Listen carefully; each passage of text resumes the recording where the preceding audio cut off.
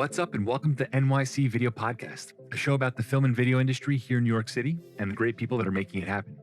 I'll be your host, Tom Chavez, and each week I'll be interviewing other New York-based filmmakers to learn more about their craft and process, and they'll share some invaluable career advice and tips with our listeners.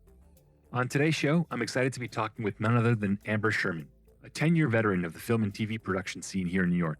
She's had firsthand experiences working as a production assistant, a camera assistant, a producer, and as of recently, a first AD. Throughout her career, Amber's worked on multiple departments and has learned the ins and outs of working on different film sets. She's also done an incredible job documenting her work life through vlogs and has gone on to produce how-to videos for filmmakers on her YouTube channel, Beyond Film School. These videos contain lots of useful film set tips which filmmakers that are just getting started will benefit from. She also offers tips on how to network effectively, how to polish up your filmmaker resume, how to find work, and other useful career advice. I was introduced to Amber by Ben Ng, a former guest on the New York City Video Podcast. And the more I've learned about Amber, the more I've come to respect her, not only as a filmmaker, but also as a mentor. Now more than ever, filmmakers who are in the early stages of their careers are in serious need of guidance in order to get their foot in the door during the pandemic. College programs all too often educate students on film theory and basic video production principles, but many fail to prepare their students for real-world challenges that they'll face while working on live-action sets. Through her website, her YouTube videos, and her production assistant set training program, Amber is an educational force when it comes to teaching the new wave of filmmakers that are arriving in New York City ready to kickstart their careers in film production. So without further ado, let's jump into today's conversation with Amber. Today's episode was sponsored by the Available app. Finding qualified crew members for a film and TV production is a daunting and time-consuming task. The Available app makes it easy to streamline the booking process and gives you full control of hiring and management by utilizing your network to find and communicate with your crew. It allows you to quickly see who's available to work on set immediately. Download the Available app today on the Apple and Google Play stores. All right, I know that you've been in here in New York for a while working in film production, but how did you get started and involved in film? How did I get started in film? I feel like my story is so random and all over the place because growing up, I'm originally from Buffalo, and I think my upbringing definitely did not call for a background in film at all. I mean, I grew up pretty poor and pretty low income area in Buffalo, and the bar was very, very low. Let's just say Okay. my parents didn't graduate high school, and their expectation of us was like, just graduate high school. That's all we ask of you. Just excel in high school, just grades, school. So, I mean, I was blessed in that area where they really encouraged us in school. And a lot of people and a lot of families around me, a lot of other students around me just didn't have that, even though we were really poor. My mom knew that education was like, that was the thing. So going from just having that expectation of high school, like I did everything I could, so AP classes, clubs, sports, anything I could get my hands on in high school. And I was in an AP history course, and one of my history teachers started using video to like tell historic stories and get our hands in editing and, shoot some things and put things together. And that kind of was my first introduction to actually like moving picture. And I went to college for political science, and that just did not work out because I could not stay up in my classes. So, I mean, one thing I didn't mention was that along with education, my family was really big on creativity and art and drawing and all that stuff. So my high school actually was a vocational school, and I went for art. And one of those classes that I could not wait to take was photography. So I kind of got into this, like taking pictures, composition, stuff like that. And then when I got to college and I couldn't do poli-sci, I fell back on me being creative and kind of going back to my natural, I feel like it was like my natural habitat of like going back to creativity. And that's how I kind of was like, you know what, let me just try and do this media studies. And because I had the goal to be a director of photography, that was my goal. Because I'm like photography, and then I wanted to mix that with video and trying to figure out how to make that happen as a career. And media studies was at my college at the time. I went to University of Buffalo for the first 2 years, and I transferred over to Buffalo State College. And the reason why I transferred schools was because the media studies program was more film theory, film studies. We didn't actually hold the camera. We didn't actually edit anything. We didn't really do much production. So when I transferred over to Buff State, and I have a media production degree, I was, editing a bunch of stuff, working with real clients, doing real documentaries, doing promos for like local bands, local companies in Buffalo. And it just kind of just went from there where I just was like, yes, I'm touching cameras. I'm doing all the things I wanted to do. And it just kind of was like really surreal that I just took that path coming from basically nothing. Sure. So you graduated with degree in media studies? It was communications. By the time I got to Buffalo State, I graduated with a degree in communications with a media production concentration. Okay. And did you find like that the program was worth it? Did you get out like a lot out of it? Or basically, if you were just starting out now, would you recommend someone to go to film school or to like study it in college? Or do you think just kind of working on set and just diving right in is better for you? Like, what did you get out of the program? Well, for me, I think I wanted to go to college only because I was a first generation college student and college was my goal. I'm not really sure where I wanted to go with it. I just wanted to go to college to continue learning because I love learning. Sure. So I feel like I almost fell into film in a weird way. But if you were to ask me, would I invest in film school like NYU or USC or any of the big, really expensive film school, I probably would say no, because I just feel like, first of all, I'm going to be in massive debt and I don't have 72 grand a year to Yeah. spare, Yeah. and a lot of those schools are so expensive and it's just very overwhelming when I think about it. Just like the amount of debt that students just like, they it just builds and builds and builds. It's really overwhelming. Sure. Yeah. And But I mean, that's why I kind of went small and stayed in Buffalo. I still wanted an education and I still wanted to learn about other things. And I feel like when you go to film school, you're only learning about film, right? You're only going to go there to either learn about lighting, learn how to be a director or creative writing, stuff like that.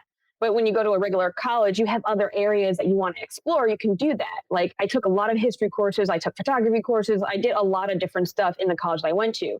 So if you ask me about film school, I'm going to say no. But if you ask me about college, I'm going to say yes, because I mean, I felt it was beneficial for me to go to a college and then have the option of saying, oh, media production is my concentration. But I also learned about a whole lot of other things. sure. So, I mean, film school just in itself, I would say it's just, I can't give my endorsement.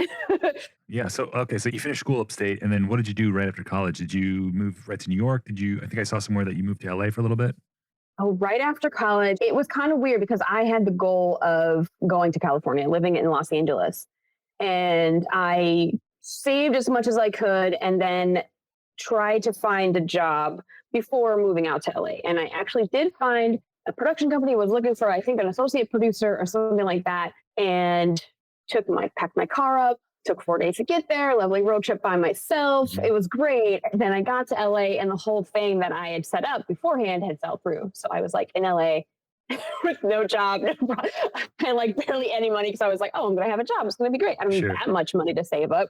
So when I got to LA, I was like, oh crap, I'm back at square one, basically. So, but in the meantime, what I was doing was I was trying to find other things to, what can I use my, media production degree for? Like, I love traveling because I just got off a semester of an exchange program in Australia. And once I did Australia, I was like, I want to see the world, I want to travel as much as possible. And I was just like, I sat myself down one day and I was like, how am I going to travel and do video? How am I going to use my degree? How am I going to be able to travel and edit? So the first thing that popped in my head was like cruise ships. Mhm. And I know cruise ships right now had that bad rap, but back then they didn't. So I applied to like every cruise line that had a videographer position. And then when I got to LA and everything fell through, I was only in LA for about 3 months, like basically struggling, not finding really anything because I was a studio photographer at like some mall or something in Mhm. Los Angeles, I think in Burbank actually. And then I got the call to work on Princess Cruises. So I did, I worked on a cruise ship for 2 years right after college, which is amazing. If you think, I'm thinking about it, I'm like, I got to travel the world, got to shoot a bunch of countries, excursions. I got to edit live events. And I think that, even though it's not film, I still used my degree. And I just think to myself, like, wow, at least I used my degree for a couple of years after I like graduated. So Sure. And you're getting paid to do it. So that's awesome. exactly. Yeah, I have to do a whole lot. Like I was scuba diving, I was horseback riding. Like imagine horseback riding and having a camera in your hand. Like that is crazy to me. So were you shooting kind of like B-roll stuff for the actual cruise line, or were you shooting like would families hire you to shoot like them on cruise ships? How does that work? Okay, so how a cruise is laid out is you have sea days when you're on the boat and you're just on the ocean. You're making it your way to the next port, right? And then you have port days where you're going to stop into the city, wherever it may be.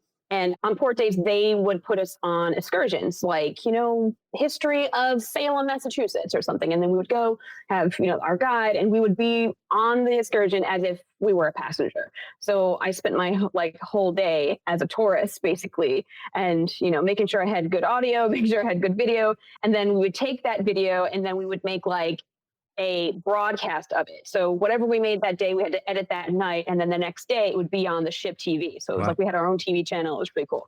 And then at the end of each cruise, we made a DVD. Whether or not they still do this, I have no idea. But I know they still have videographers on cruise ships. But also we got to, one really, really cool thing that we got to do was make our own commercials. Like we got to write our own commercials, be in them or not be in them if you didn't want to. Mm-hmm. And then we had, they would use them cruise after cruise to promote our DVD, and the fact that, hey, you might see us on one of your excursions, like in, Barcelona or whatever. Sure. So you did that for about 2 years. And then when you finished up that program, did you go back to LA or did you come back to New York? After I got done on a cruise ship, I really, really missed film, because when I was in college, when I had any type of break, summer break, winter break, anything like that, I was trying to put myself on set. Whether it was like a commercial or short film or a feature film that shot on the weekends. And when I got to the cruise ship, I really, really missed being on set. So I was like, okay, yes, I'm using video. Yes, I'm editing every day. I'm doing all this fun stuff. I'm seeing the world, but I really am not in the film industry. And that really bothered me. So after finding out, living in LA for a few months, that I didn't really like Los Angeles, I mean, we can get into that a little bit later. I saw New York, and I was one of those people who didn't really care to visit New York. Like, being from Buffalo, we're always in the shadow of New York City. So we're like, yeah, we don't care about New York City. But on the off chance, my ship stopped there on an emergency stop. And I just really ended up liking New York City. So I was like, well, I'm closer to home. So I settled for New York City after that. I did not stay in Los Angeles. Cool. So once you started, I guess, living and working in New York, how did you start out at first? Were you PAing or just finding things on Craigslist or what? Oh, when I first started in New York, it was very, very hard. It was very hard because I didn't know absolutely anybody. All my contacts were either in Buffalo or Los Angeles at this point. And when you relocate, you have to think about that, because you literally don't know anybody in a new city unless you have an in somewhere or a friend of a friend. And I didn't know anybody. So what I started doing was the Craigslist thing, on there every single day looking for a crew post, or I would take any editing gig I could, any small camera gig. I did a couple promos, just small stuff here and there, but it wasn't really being on set every day or any of the big stuff really. But I was sending emails to people too. There was a website, 411, I think Variety runs it now, but back then it was 411ny.com or something like that. I think it's definitely changed since then. But what I would do is I would look up everybody that was sort of in the realm of who would hire a set PA. And I was sending massive amounts of cold emails. Sure. I was just saying, hey, I'm new to New York, just trying to figure out, my bearings. I'm willing to help out on one of your sets if you need someone. And I sent I probably thousands. Yeah. Thousands of emails. I definitely don't miss those days. Oh, sorry. No, I was just going to say I did the same thing, and I definitely don't miss those days. It's really, really hard when you're in that stage, and it's really sucky. But I mean, for anyone out there listening to this, if you're going through this stage, right now, it does not last forever. And I always want to make sure that people know that, once you get the ball rolling, more and more recommendations come in, and your film career just gets a little bit easier. But I got lucky. One random person was like, hey, this is what you're going to do. You're going to go to this building. It's at such and such address. And you're going to have a hard copy of your resume. You're going to go in, you're going to lie to the guard, tell them you're with this show, and you're going to go upstairs, you're going to hand out your resume to all the production offices. Wow. And literally, this is what this email told me to do. And I was shocked. I was well, I have nothing to lose. I have nothing to lose. So I put my little interview blazer on, got hardcover, my resume binder, hard copies of my resume, and went to this random address, not knowing if this was a prank or someone was going to kidnap me, murder me. I don't know. Anything could have happened. And then I go up to the building, and production offices in New York are always in random buildings, and you never know it. You pass a whole bunch of buildings in New York and you never know that, a couple offices are in this building. So I go into the building and I'm hesitant on the door, and I'm oh, what if it's locked? And I open it. I'm okay, It's not like, okay, getting through the door was like the first hurdle. And then I saw the security guard. I was like, yeah, I'm looking for, I have an interview with, such and such show. It's like, oh yeah, go ahead, right up the escalator and go to the right. And I was like, oh my God, Yes. this is crazy. I was like on a crazy adventure. I was like, I got past the guard. I got past the door. I got past the guard. And now I'm upstairs and I saw all the signs for like numbers of shows that were shooting there. I remember Golden Boy was one of them. I think Gotham, all these shows. And I like just started putting my resume in all these mail slots and like thinking back, I'm just so embarrassed now. Cause I'm like, oh my God, if I probably wouldn't have done it.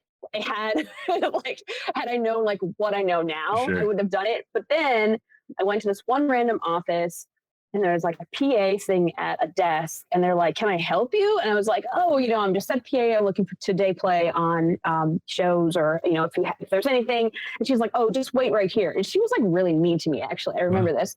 And then she like walks away. I'm like, oh my God, I'm gonna be arrested. What's gonna happen? And then all of a sudden this really nice guy comes out and he was like, oh, how's it going? What's your name? What are you looking for? And I was like, oh, I'm, just looking to day play on shows. And he goes, do you have a resume on you? I'm like, yes, I do. So I gave him my resume and he was like, okay, yeah. So we should be, shooting in a few weeks. So like, I'll give you a call. So, and that was it. I was like, nice to meet you. Walked away, got out of the building. And I could not believe that I got my resume into someone's hand. Sure. And did he I call? couldn't even believe it. And then 3 weeks later, I was full time on a pilot for Gotham, and not the Gotham we all know now, but it was like a show that never got picked up. But I got like 20 days out of like 25 days that they were shooting, and that was like my first big thing that I ever did. All just because I emailed so many people, and this random guy who was a complete stranger just gave me a chance because I was like looking for work, and I was, I didn't look. I mean, I looked professional. I think maybe that helps. I think because I had my little blazer on and stuff, I like to think that it did help. So that sounds like it was like probably like your first major career milestone, I guess, is like landing that gig. And Yes. would you say like, did it make it easier, I guess, for you to like finish that job and then jump off to other jobs? Did you meet other people on the production? How did that go? Yes. So that job I was a first team helper on that job, and I did not know the magnitude of it then that I do now. I'm like, wow, I was staff on the show as a first team helper. I could not even believe it thinking back now, but I made one close friend. I had a really bad attitude back then. I wasn't really in the right mindset to keep getting work. And that was part of my problem why I wasn't getting hired and keeping jobs after I left that show. But I made one good friend and he thought I had a good work ethic. So he kept recommending me to other PPAs and other things and other jobs and stuff like that. So because I made one good friend, he recommended me to like maybe one or two people. And then as I got better on set and as I had a better attitude, it just snowballed into now it's like, oh, I got your name from so-and-so. I'm like, who is so-and-so? Yeah. I have no idea who these people are that contact me for jobs now. Well, that's cool. And yeah, it's great. Like when you just start out and you get that first gig and then like you said, like it snowballs and you start getting recommended for other jobs and it just makes the whole process so much easier. Yeah. Cool. Okay. So how long did you work you were working on set as a production assistant? Like what was your role exactly? For the first job? Yeah. Oh, so for my first set PA job, I was a first team helper, and a first team helper is the set PA that is always with the actors. Maybe they may need coffee. You take them to and from hair and makeup, and you take them from base camp where they're getting ready to set. And I remember holding a lot of umbrellas Sure. to make sure that they don't get their costume and their hair wet. But I remember how being on that set as a set PA, how I was like, God, this really sucks. Because sometimes it really, really does suck because you just don't know what's going to be thrown at you or how the day is going of the actor that you're with that day, because they could be a nightmare. They can make or break your day, really, because they can really treat you horribly or they can really treat you well. And I remember like the production at the time, they kept changing the lead actress's lines. And she was already on edge because she was like up and coming actress and she was very, very new to the industry. And she was like number one. So when we were on set, I remember an instance where she kept forgetting her lines only because the director kept changing her lines every take.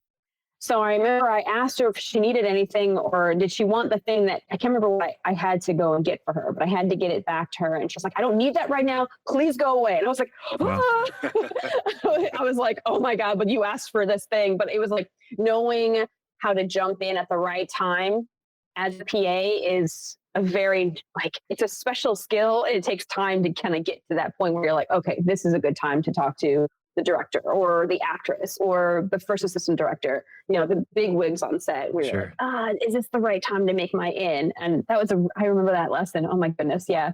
Yeah. I mean, there's so many like little nuances that you learn like over time working on set and just learning set etiquette also, like when to keep your mouth shut and when it's okay to actually talk to an actor or to someone higher up. It's definitely something that takes a while to learn. So I guess like what kind of skills would you say like were the most important things that you learned over time? Because I assume you PA'd, I guess, for a number of years. What were the main things that you took away from being a production assistant and would recommend production assistants to really focus on? One thing when you first step on set to really focus on as a set PA is just pay attention. Pay attention to your walkie, what's being said on your walkie, what is being said to you face to face, paying attention to what is going on around you, because I feel like you can kind of drown when you're on set because there's so much going on. You're like, oh, so much is going on. I'm not important. Therefore, I don't need to pay attention to what's happening around me. And I feel like as a PAs that are coming up, or people who are trying to be set PAs need to know that you're very important, because if you don't know what's going on, you're the person that's going to be telling that crew member what to do, where to go, what's happening now. And if you don't know what's going on, then that communication, the line of communication from the first AD and the people on set just breaks down. And I feel like knowing that you're important is another first step. It's like paying attention, but just knowing that your position is super, super important. Because I feel like a lot of PAs start out and they're like, oh, well, what am I here for? Like, it doesn't really matter. I don't really matter. And I just don't want people to fall into that, like that mindset. Because really, like sometimes you are the only person that crew member is going to hear. Like, did we break for lunch or not? Is this the martini shot? Is this the last shot of the night? Did we wrap? Did we change scene order that was on the call sheet? Stuff like that, the crew members need to know. And if they're not right next to the first AD, they're not going to hear it. So I feel like paying attention to make sure that you have the information to give the crew members around you and make sure that you know that you're important. I think those are the first two things that are super important when you're first starting out. Yeah, 100%. I know from personal experience that like when I started out as a PA, I just felt so low on the totem pole that I just didn't feel like I mattered on set. And now that I've been on set for so long, I understand how important, like especially good PAs are to a production. You take away those PAs, that production will crumble in a matter of seconds because we're just so reliant on them, like helping us out and just assisting. And PAs just should really understand that even though, they're just starting out their career in that position, there's still a very critical and essential role on that film set. They're responsible for so many different things. So yeah, it's a very good thing to know as a PA, especially one that's just starting out. Yeah. So how long did you work for as a PA? Because I know you've jumped around to a few different positions since then, but how long were you a PA for?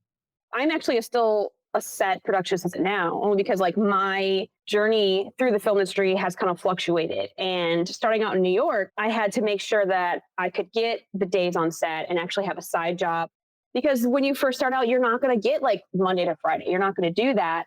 So after a while, it was kind of hard to kind of keep that. And I'm on different shows all the time. And then I think I was like a set PA for additional. I will say additional, like the additional PAs, because there's a hierarchy there. It's like there's staff, there's everyday additionals, and then additional PAs.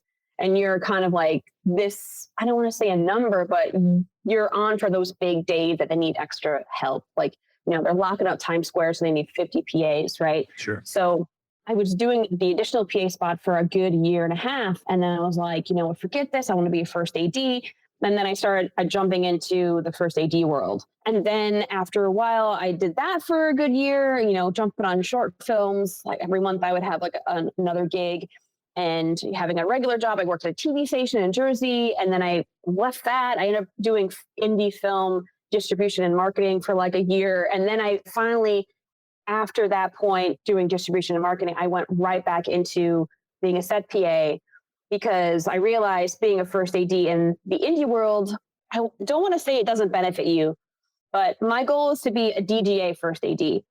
And if I don't do the days on set, on a union set as a set PA, I can't get into the union with the proper network or the proper contacts to make sure I keep getting work in the union. Okay. And just for the people that don't know what the DGA is, what is that? DGA is the Directors Guild of America. And that is pretty much that's the union where you're going to get your pension, your benefits, and you're getting proper pay. And there's that I want to say a union, but it's a guild, but it's protecting you to make sure that you're getting the proper pay and turnaround and all that stuff for when you're working on set. Sure. Because as set PAs, they don't have that. There's no union for set PAs, unfortunately. Yeah.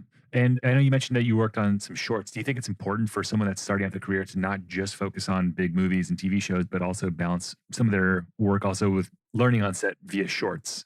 Yes, I 100% recommend working on short films, indie projects, because I feel like when you're a set PA on a big budget movie or a big hit TV show and you're an additional, you're going to be put on a lockup where you're supposed to make sure you stop pedestrians to get from getting into the shot and making sure crew is quiet, and you're going to be put in a corner all day for 12 hours.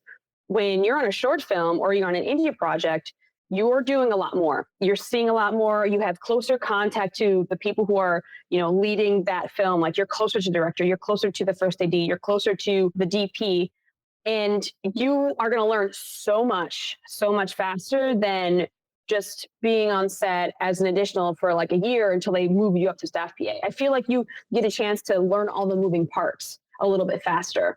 Yeah, you definitely get your hands a lot dirtier. If you get brought on, let's say, as a PA, I feel like in a short film, you end up helping sound department, end up helping camera department on top of like your regular PA duties, and also the relationships you form. I feel like in my opinion, much deeper relationships on a small indie shoot or a short film than you do on a bigger shoot because you're so much more involved. And for me, developed like a lot closer relationships with the crew around me.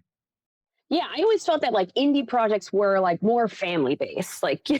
they're not as big. You get to know everyone a little bit better and you get to kind of see what you want to get into. And I think that's what's really great about indie films is, as a PA on an indie film, you can get a little bit closer to the camera, to like a grip, to the like to the lights, like to all the different departments, even like doing props and set dressing. You can actually see what they're doing and see if you like it or not. You can actually step in and say, "Hey, can I help you?"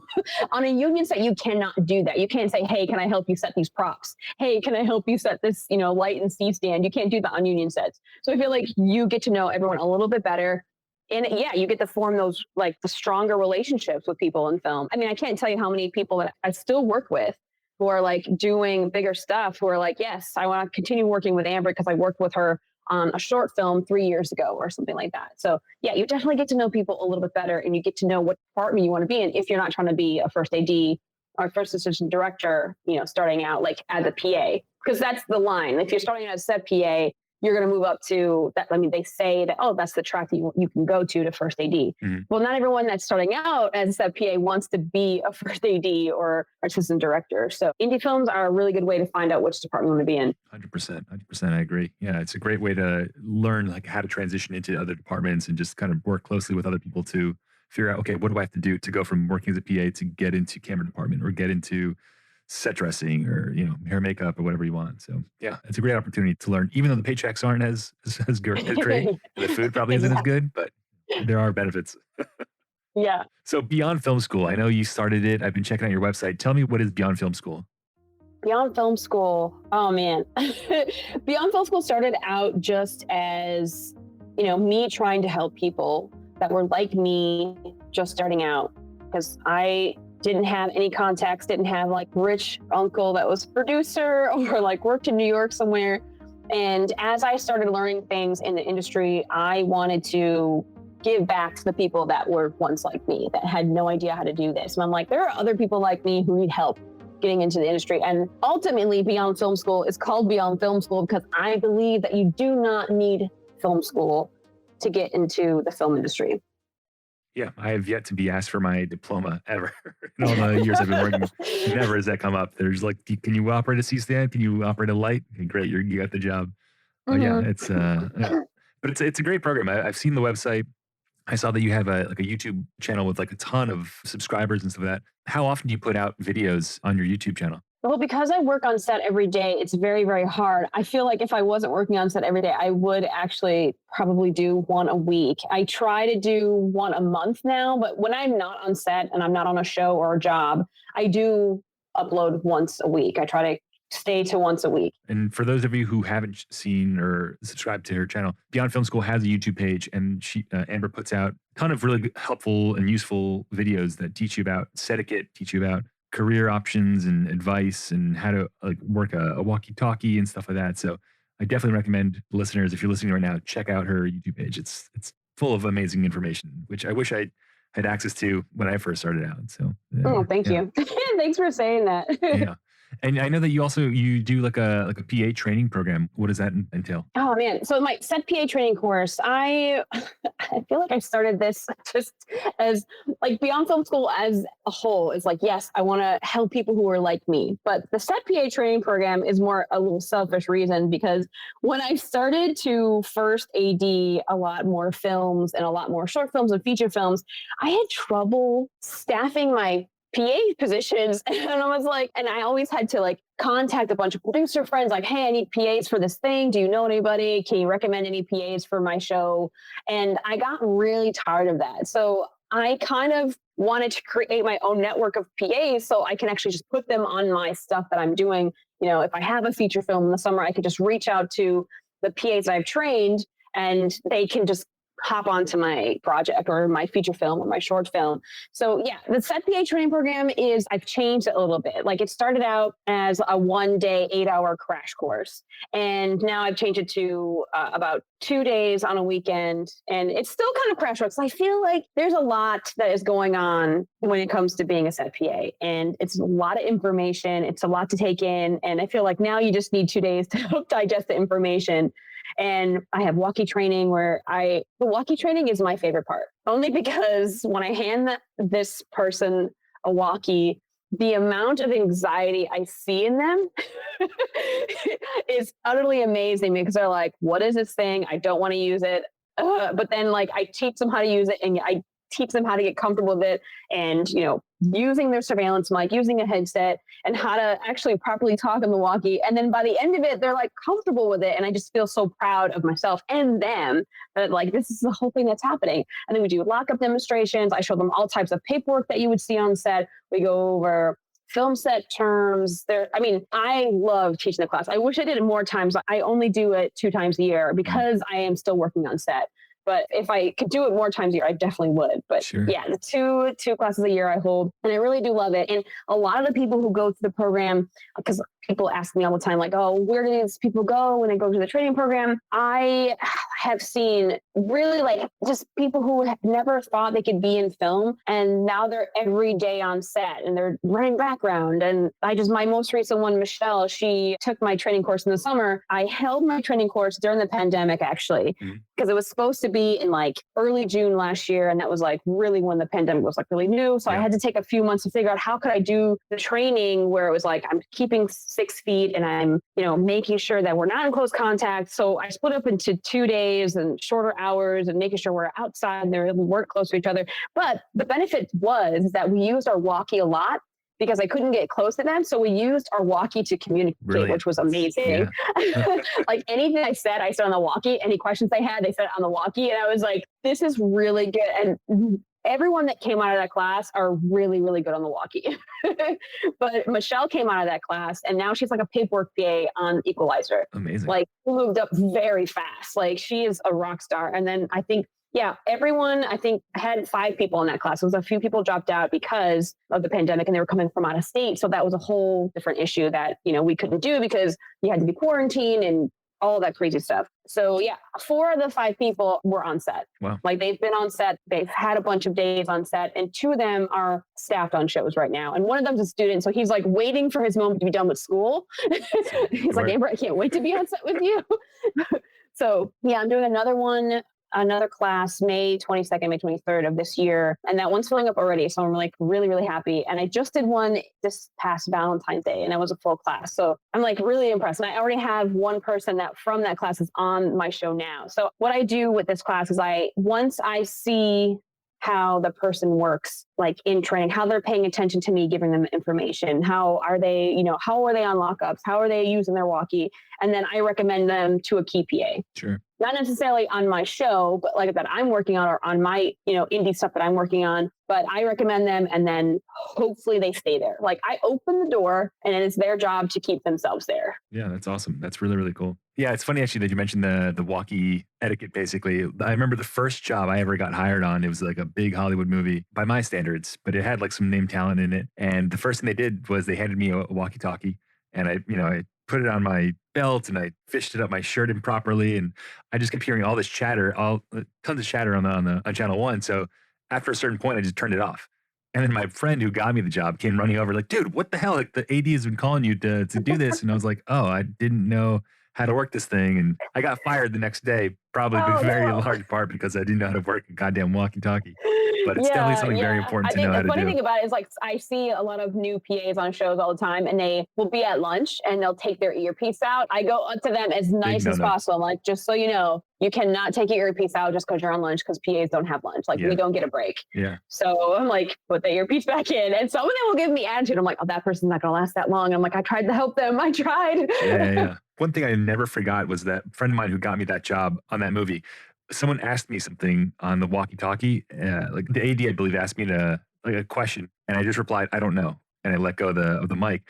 And then my friend came over to me at the end of the day. He's like, "Dude, if anyone ever asks you a question, don't say I don't know. Just say I'm working on it and figure it out. But never say I don't know and just like hope it's going to go away. Actively try to do something to figure out like what the answer is." So I always remember that. It stayed with me. That's great. I don't know. Yeah, I don't know. Never say that. Just copy and say you'll find out. Exactly. So COVID-19, March 13th, I believe it was Friday the 13th happened. How did it go down for you? What were you working on? Give me the rundown of how it happened. Yeah, the play-by-play. I remember Friday the 13th, I was a walkie PA on New Amsterdam. And the funny thing about New Amsterdam is that we actually shot in a real hospital. Some shows don't shoot in real hospitals. They have a set hospital. You know, we had our set on stage, but then would shoot at another hospital in like Brooklyn. And this hospital was admitting, like COVID-19 patients. And like, I remember being there and the crew was like freaking out. And we're like, we got to get out of the situation. We cannot be here. So that week was very, very weird for me because I was like, I don't want to be shooting in this hospital right now. Like, am I weird to think that? But then by the time Friday hit, that's when like, okay, we're going to go on a 2-week hiatus. And I remember getting email after email, like they kept changing the plan. It was like, oh, we're going to break for 2 weeks. And then it was like, we're going to wait for further information. And then it finally came in that morning that, today is the last day, Friday the 13th, the last day. And then we're going to shut down for the entire season. And I was like, well, other shows are shutting down for just 2 weeks. Like, what am I going to do? Like, of course, rapid fire on my phone, talking to all the key PAs I know and all the other like staff ADs and stuff. I'm like, I know, like, hey, if you're in 2 weeks time, I know we're shut down now, but in 2 weeks time, if you need anybody that needs to, hop on the show, I'm here for you, that type of thing. And then I remember being like, oh, all the shows are shutting down. And then I think a month in, like after we shut down on the 13th, I was like, oh, this is going to be a lot longer, a way lot longer. And I remember the last day on set, a lot of people were like calling their union and their union reps. They were like, do we have some type of how we're going to get paid? Is there some type of coverage where we are going to get some type of pay for this shutdown? And there's nothing. There's like nothing there besides taking maybe personal time, because a lot of the unions don't have sick time, which is, I just learned from that experience. I was like, wait, you guys don't have sick time? They're like, no, you just take a personal day if you need it, And I was like, oh, I had no idea that was a thing. But yeah, so then I think after lunch that day, it started to get around that other shows were going to be shutting down for 2 weeks, but also they were going to pay their staff. They're going to pay everyone that was on the show. Yeah. So that was something that we were like looking to this, like our UPM and the producers, like, are you guys going to pay us as well? Like, what's happening? And I remember I left that day knowing that I wasn't going to be paid once I left that show because they had not decided at that point. And then luckily the next day they were like, okay, we're going to give you guys stimulus for like 3 weeks. And I was like, thank God. Yeah, awesome. So there was a lot of back and forth of like, oh, what are we going to do? How am I going to pay my rent? To like, okay, whew. And then thank God unemployment like clicked in, and like, I can't believe I didn't work for about 7 months. Wow. Yes, 7 months. And then I got a feature in Rochester as a first AD. And then I got on the show I'm on now. Thankfully, like, I think that it's crazy that I have a job working on set during a pandemic. Sure. Like, I'm absolutely grateful. I can't even believe that. Like, I mean, I get tested every day. I have a test every single day, masks, face shields when we're around. And I work directly with the actors on this show. So I have to have a face shield. My hands, it's like, I don't even have skin on my hands anymore because the amount of sanitizing and hand washing that I have to do. But yeah, I feel bad for the COVID department. I really do. And that's something that did come from this, if you want to look on the positive side of this whole COVID thing, is that there's a whole department of people that have jobs. Yeah.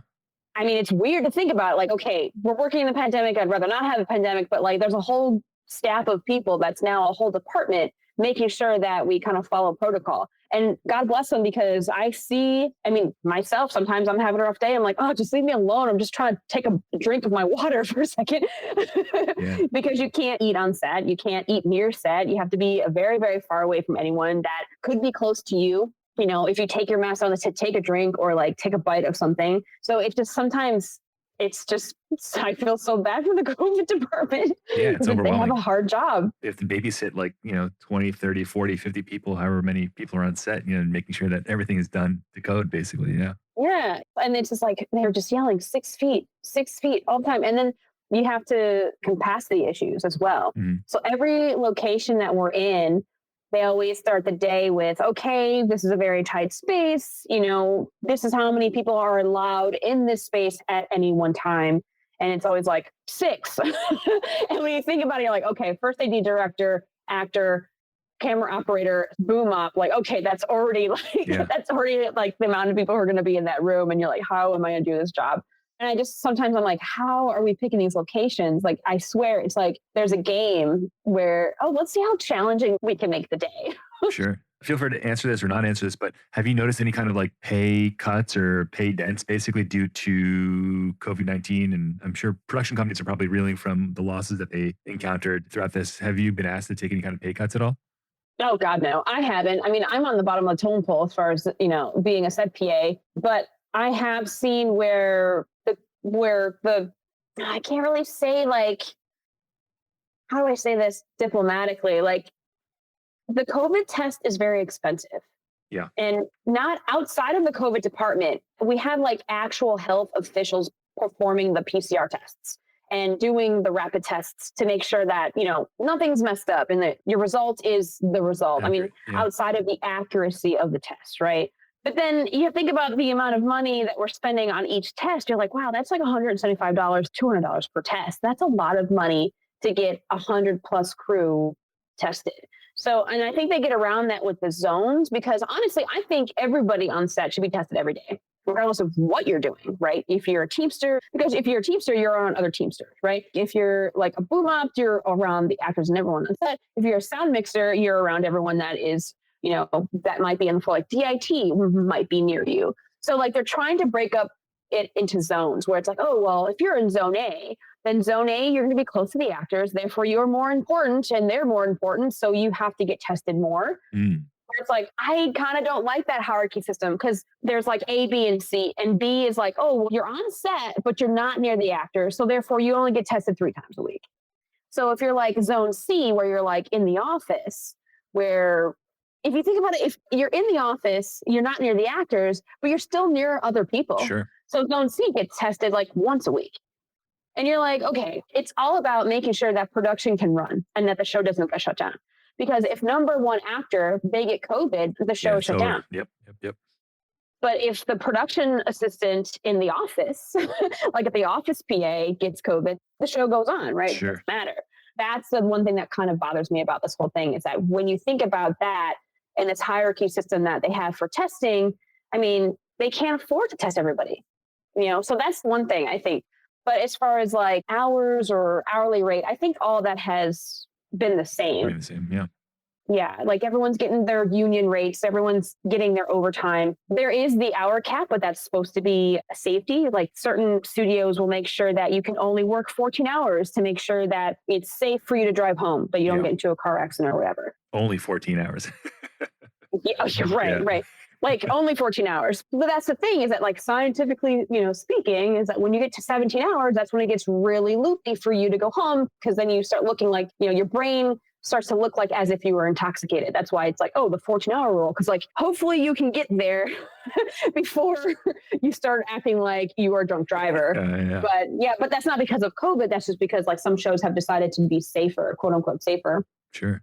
So one thing that I've noticed is like the crews that I'm working on are a lot smaller. And, I've also heard from a bunch of people that the crews are in general a lot smaller. So there's probably less work going around for a lot of people. So if you were to meet, let's say, someone that's just starting out their career, either just out of film school or transitioning from another career into the film industry, where would you suggest that they start looking for work?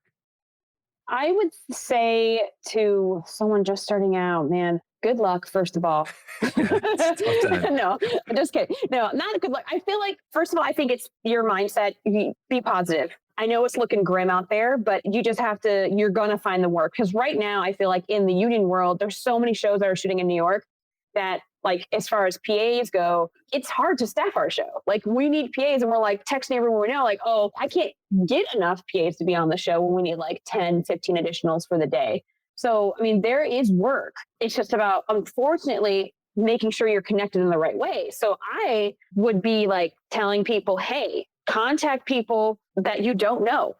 Get a hold of some folks. I mean, I recently just made a video about breaking into the industry, and I had some like very weird things to offer, like go on IMDb, look up your favorite movie, look up so-and-so. Maybe you want to be that person one day, contact them and see if they have something going on. I think some people are worried about like, oh, I don't want to harass or stalk anybody. Like, if they don't want to talk to you, they're not going to email you back, and then stop there, right? I would say contact as many people as you can, make connections, like, yes, apply for jobs, get in those Facebook groups, but talking to people and trying to connect with someone that maybe you want to be one day, or maybe they shot something in, your hometown, like maybe like Poughkeepsie or something.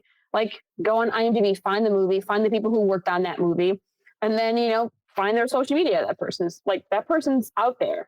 So I feel like connecting with people is going to be way more beneficial than just, going on Indeed or going on Mandy.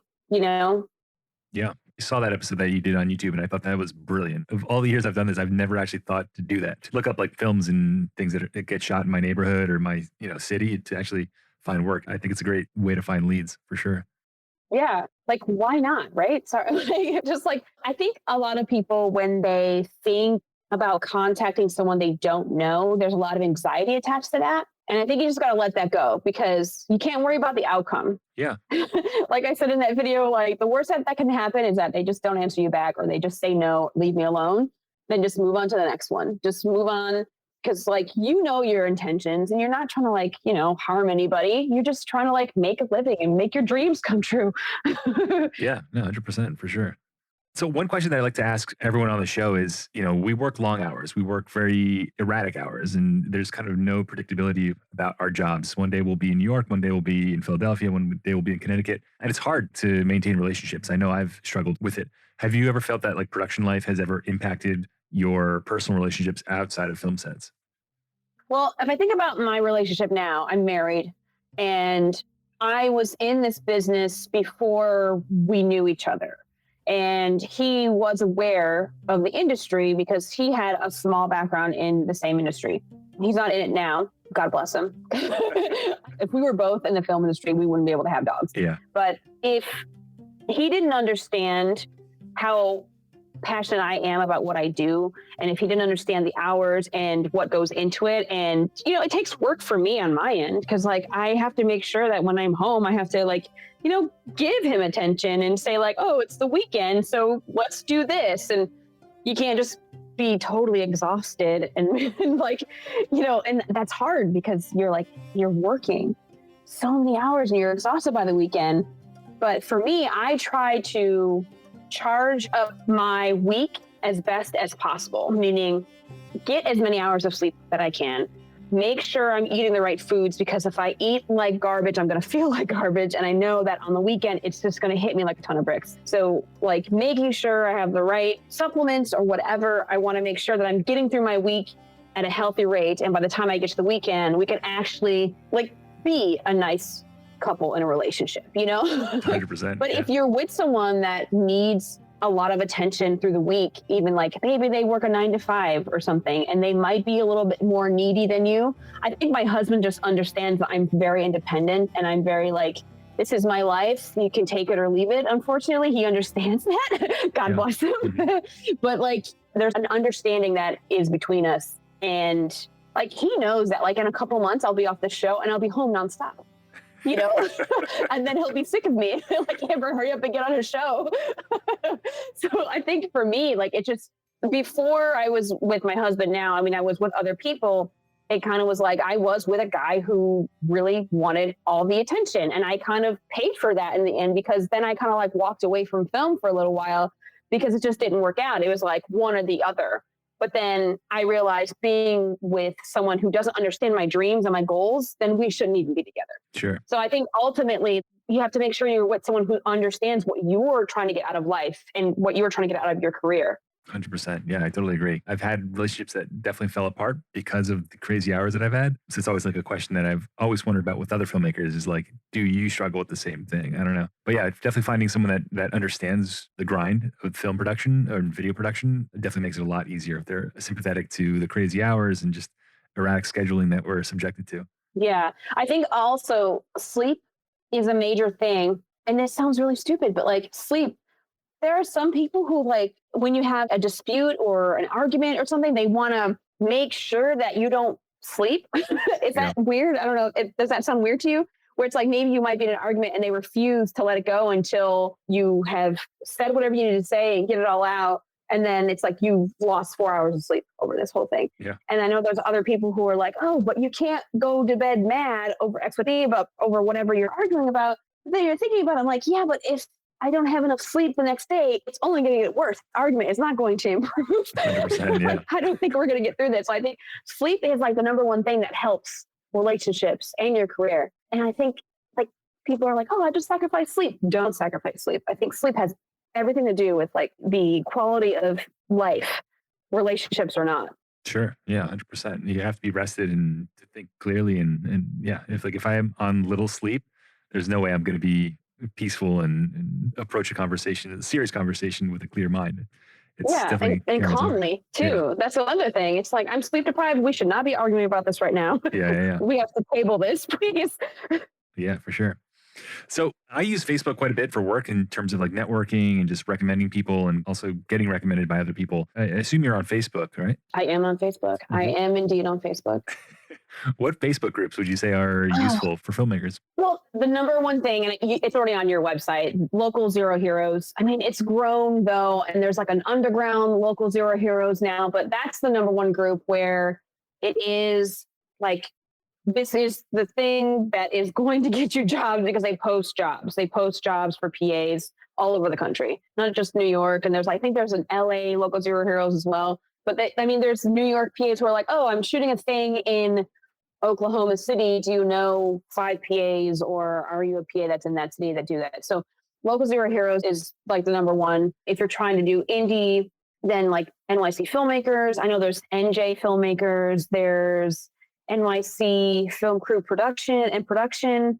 I always tell everybody, just search the groups. Go on Facebook, search the groups, because put in your city and then film jobs or film production, and a ton just like pop up. Like there's so many out there. Yeah. And in terms of like offline, what kind of skills would you say would be super useful to people that are just getting into the industry or that, want to transition into the industry besides like film knowledge? Are there any non-film skills that would you say are really important to know?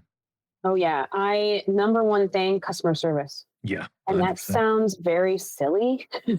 But if you've been a bartender, barista, waitress, if you know how to get the best out of people, if you can somehow turn a sour situation into something that turns out well, where both of you people walk away happy, that is going to serve you throughout your entire film career. Customer service, 100%. Cool. Yeah, I'm so glad you said that. It's so true. Just being kind and nice to people. Outside of other skills, I would say confidence, focus, time management skills, attention to detail. Like, yeah, I feel, yeah, for customer service, like that's really going to go a long way. Sure, 100%. Okay, another good question I like to ask people: what's been your biggest nightmare on set that you've experienced? Oh my gosh, my worst day on set. This ended with me crying on the phone to my husband for like 45 minutes. I used my entire lunch break, but I started to get bigger and bigger short film projects as a first assistant director. And I was doing like 2 day short films, 3 day short films. And then I got a 6 day short film. And we shot in Asbury Park, New Jersey. We're on the beach. It was like in the summertime. It was great. Woman director, woman producer. We all got paid the same rate. That was amazing about this job, is that no matter what position you were in, you got $200 a day, which was amazing for me at the time. And I was like, oh, wow, this is great. And first 2 days were great. We were at the stage and I made my days, which means I wrapped on time, on budget, with no overtime, no crew overtime. And everyone was very pleased with me. And I was like, yes, I'm kicking ass, woo. And then I knew come Monday, because I started our week off Saturday and Sunday. And then Monday we're in a diner and we had a lot of pages to shoot. And I knew it was going to be a very challenging day because 1, we had a lot of pages. 2, we were in a diner. 3, we had the full cast, which was like 8 actors. And that's a pretty big deal for when you're doing like an indie short film. And when we get there, the owner wouldn't let us in. The owner of the diner would not let us in. So we're like, what's going on? How can we figure this out? And he was like yelling at the whole crew. He's like, oh, you guys shouldn't be here. This is not the time I gave you. So I remember talking to the director and the producer that day. And I was like, hey, did you guys draw up a contract? Where's the contract? And then like, I see the director just put her head in her hands and she's just like, oh no.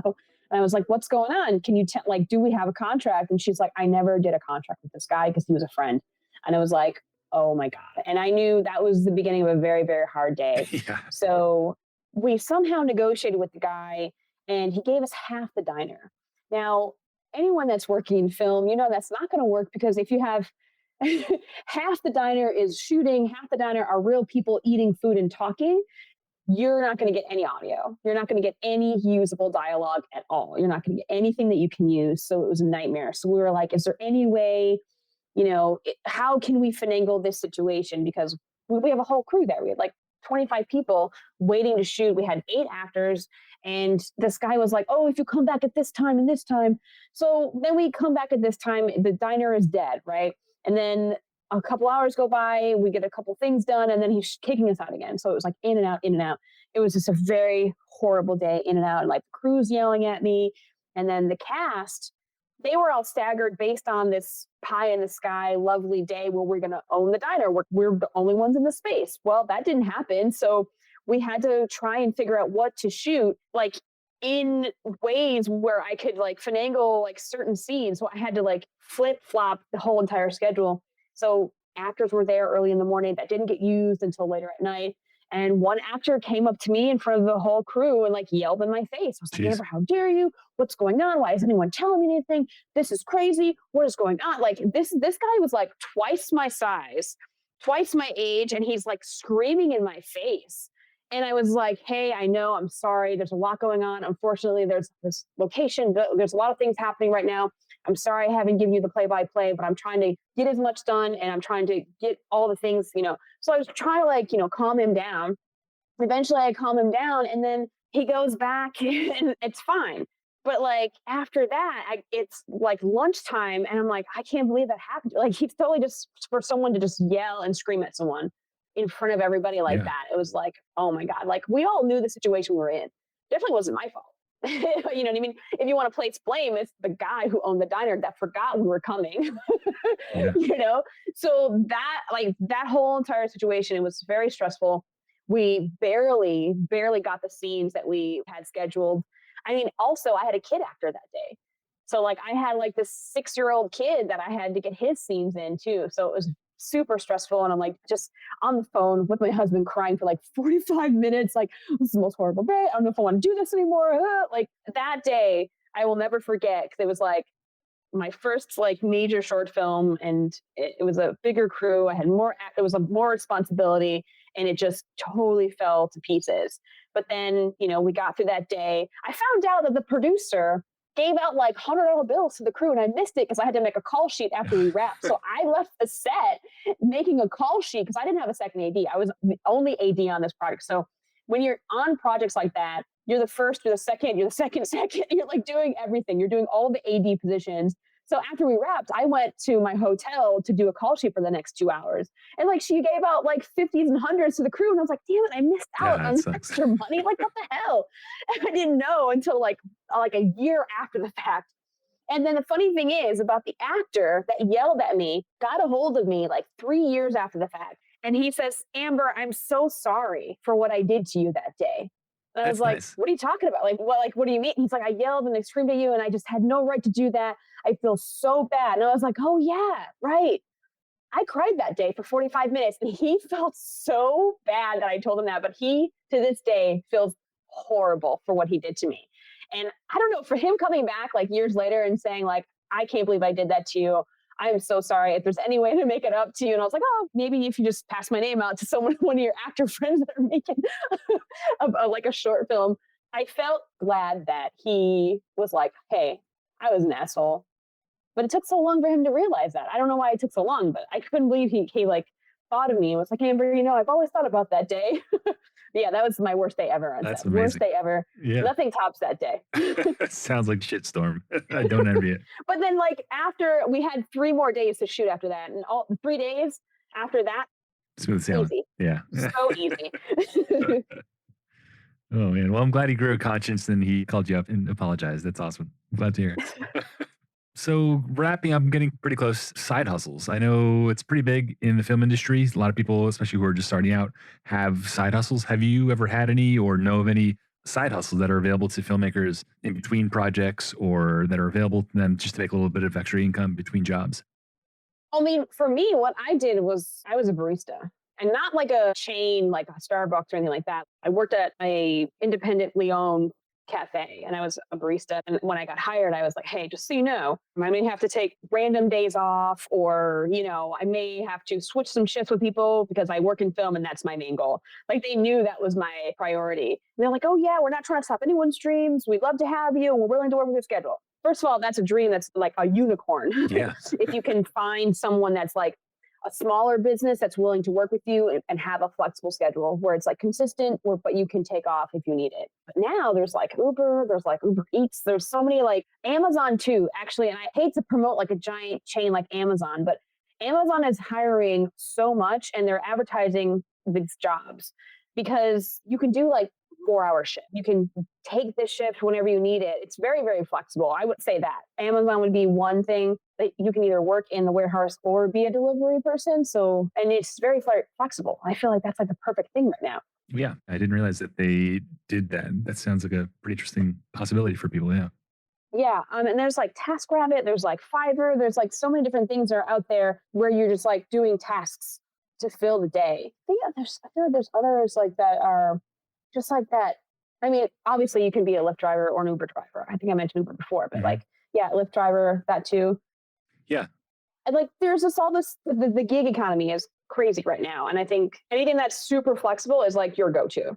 Yeah, I mean, I know that I have a small business too, and for me to bring on full-time employees, it's super expensive, not just paying them, but also everything that goes along with like taxes and everything like that. So I often hire day players to just help me out on shoots, but I work with several grips who are also baristas, and they were mentioning that for them, it's, they learn how to work at these coffee shops, and the coffee shop owners are glad because they don't have to have a full-time staff, and they can hire people like day players essentially and just come in for like a shift here, shift there, maybe work a week and then pop off for 2 weeks for the person to go work on a film set. So yeah, just finding small businesses that can hire basically day players like that would be really useful for little side hustles.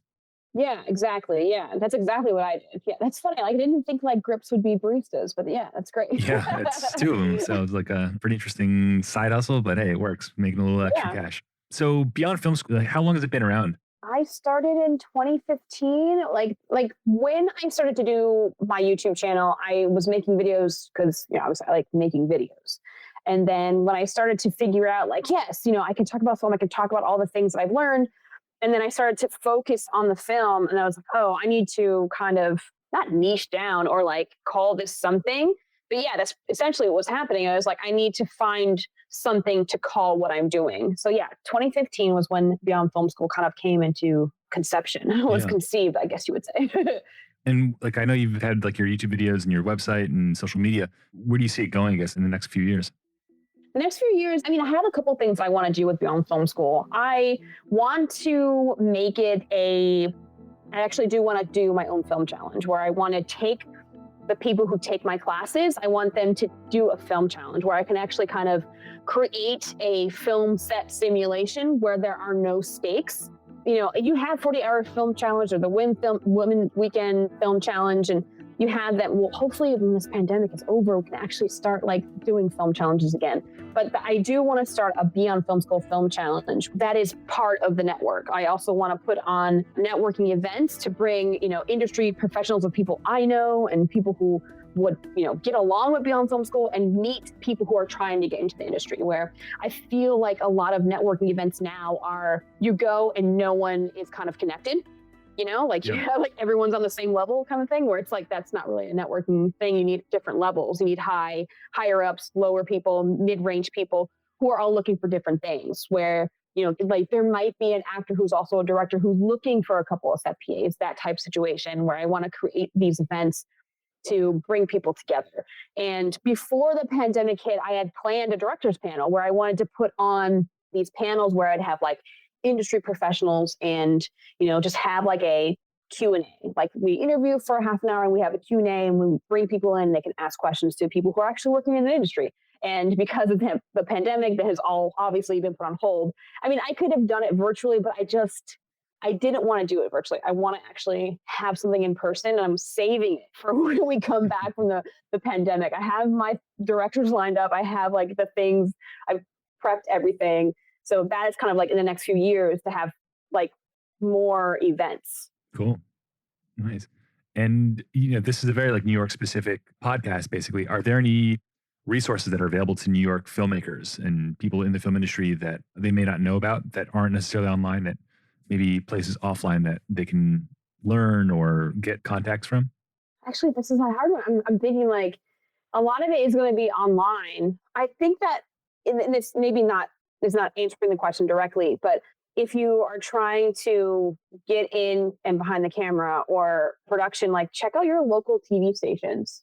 And like, that is like something that might be happening in Queens or in Long Island, or, because New York is like, Westchester and like New Jersey and Staten Island. It's like not just Manhattan and like the boroughs, but like everything outside of that. So like local TV stations is another one. Like, certain things like that. Volunteering at film festivals, if we ever bring them back, hopefully, like stuff like that. I feel like, film festivals is another one. Like volunteering for film festivals actually is a good one for people to connect and make connections. I think those are the only two that I really think are like outside of like online type things. Sure. But also I mentioned film challenges before, like groups that are getting together for free, where it's like no one's paid. You're all just in this together. Like you're all just trying to gain experience, like film challenges. Or sometimes if you look on Eventbrite and you look up film production, people are putting on like different workshops that are for free too. Cool. Good to know. I didn't even know about Eventbrite. Cool. Yeah. Cool. So coming to a close right now, do you have any kind of parting advice for filmmakers who are living in New York and who are looking to just get their foot in the door and get started? Don't give up. It is very, very hard. Persistence is so much in this industry. Just don't give up. Because a lot of people, it gets very, very hard. And they're like, oh, what am I doing? Is it worth it? I'm not getting anything. It's like eventually, if you are focused on it and everything in your life, it's like, yes, this is what I want to do. You're thinking about it. You have plans. You're dreaming about it. You're living, breathing, trying to work in the film industry. It is going to happen. So don't give up. Sure. Cool. And once this podcast is over, how can people get in contact with you or learn more about Beyond Film School? Yeah, I welcome emails. Please email me at beyondfilmschool@gmail.com, beyondfilmschool.com. You can visit my website. I have blog posts, videos, all types of stuff there. And and Instagram at Beyond Film School. Cool. Awesome. Well, thank you so much for being on the show. Thank you for answering all these questions. It's definitely informed me of a bunch of stuff, and I'm sure other people who listen to the show will learn a little bit about all these resources that are available, and especially Beyond Film School. Like I said, I've seen the videos on YouTube. I've seen your website, and you offer amazing information for people that are just starting out, and even people who have been in the industry, just to kind of learn about some basic things. It's an invaluable resource. So definitely keep up the great work, and I love it. Thank you so much. Thank you so much for having me. I really enjoyed this. Thank you so much. Cool. All right. Well, thanks again, and we'll talk soon. All right. It's shameless plug time. This week's episode is sponsored by yours truly, Tom Chavez, and my video lighting company, Mastershot Films. Since 2008, tons of productions have entrusted the Mastershot team to handle all things lighting on their interview and social media videos. The Mastershot crew of gaffers and key grips deliver and operate lighting and grip equipment throughout New York and New Jersey in our 2-ton vans. Visit our website to see a virtual tour of our vans and gear. I'll drop the link in the show notes. Our listeners will get 25% off their first booking by mentioning the promo code COVIDBLOWS. Use the code, save some dough, and let's get back to work. And now, back to the show. Okay, so that just about wraps up today's interview with New York-based First AD and Key PA, Amber Sherman. I'm so happy that she was able to do this week's episode because she's really doing such great things for the New York filmmaking community with her Beyond Film School videos and PA training courses. For those of you who are interested in signing up for her next production assistant set training course, it'll be on May 22nd and 23rd of 2021, and the registration deadline, I believe, is May 8th. Her classes tend to book up quickly, so be sure to check it out before the deadline. You can learn more about the program by visiting beyondfilmschool.com, and from there you can also get the links to her YouTube and social media pages, which I highly recommend because you'll just learn a ton, especially if you're just starting your career out. Also, if you're looking to crew up for your next production and you're looking for a highly trained First AD or a Key PA, be sure to check in with Amber and hopefully she's available to help you out. If you're enjoying this week's episode of the NYC Video Podcast, click the subscribe button to get alerted every time I put out a new episode. You can find us on Spotify, Anchor, Google, and Apple Podcasts. Please give us a rating and leave us some feedback as well, as it really helps us know how we're doing and it'll make it easier for filmmakers to find us. If you'd like to learn more about upcoming events and resources here in New York City, join the NYC Video Podcast group. From there, you can network with other filmmakers, you can ask questions, and you can also pitch us show topics of what you'd like to learn about. Lastly, running the show ain't cheap, so if you're enjoying the content and you're able to spare a couple bucks each month to cover the hardware and software costs, I'd greatly appreciate it. It'll run you about the cost of a cup of coffee each month. You can find our Anchor listener support link on our website, and I'll also list it in the show notes below. Again, thanks so much for listening to this week's episode of the NYC Video Podcast. I'm Tom Chavez, and I'll see you on set.